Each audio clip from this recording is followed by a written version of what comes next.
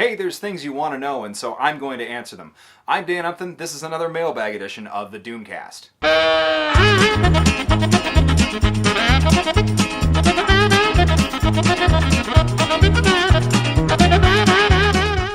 At Iowa Iron writes, what character that hasn't been written for the big two would you love to see Grant Morrison write?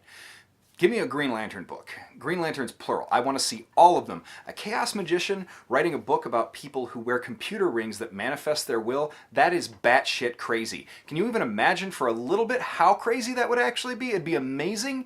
It would get insanely existential, and I want to read that book very, very, very badly. And Doctor Strange also for many of the same reasons. Jake McDowell asked who would win in a fight between Wolverine and the Hulk. It's happened more than once, actually, and in the very first appearance of Wolverine, this happened right off the bat, in which Wolverine fought the Hulk and fought Wendigo at the same time. Wendigo's like a mystic Native American creature that it's created when somebody eats human flesh, they become a Wendigo. Anyway, they fought against the Wendigo, and then Wolverine turned back on him.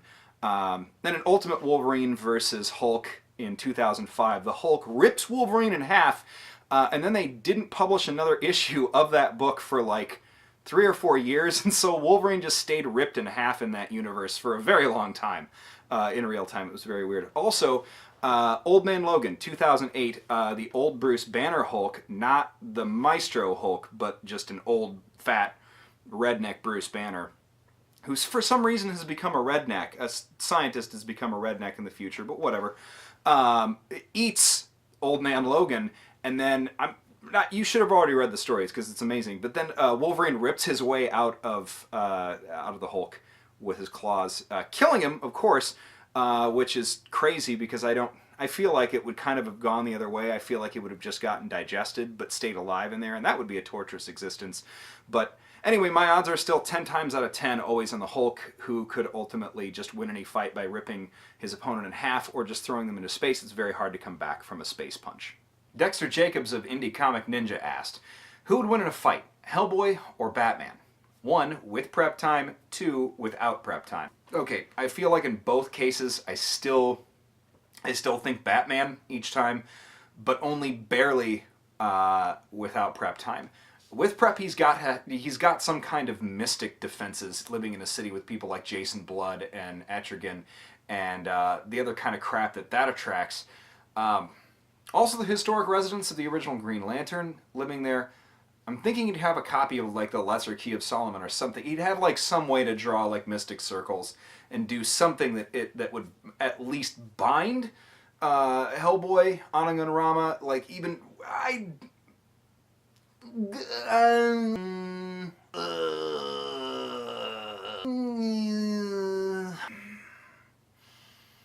failing that and failing having any prep time at all, Hellboy is still bringing a gun to a Batman fight, and that is always a losing situation.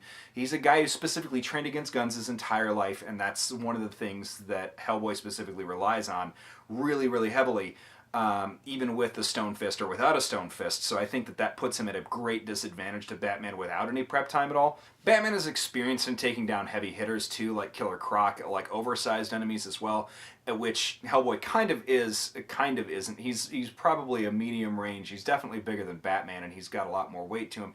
Either way, I think that Hellboy would put up a really heavy, cantankerous, really entertaining, and cigar smoke-filled fight.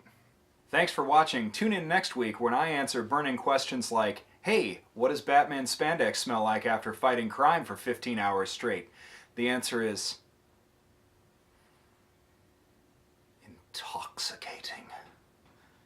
But if you have a burning question, tweet us at the Doomcast. Thanks everybody, we'll see you next week.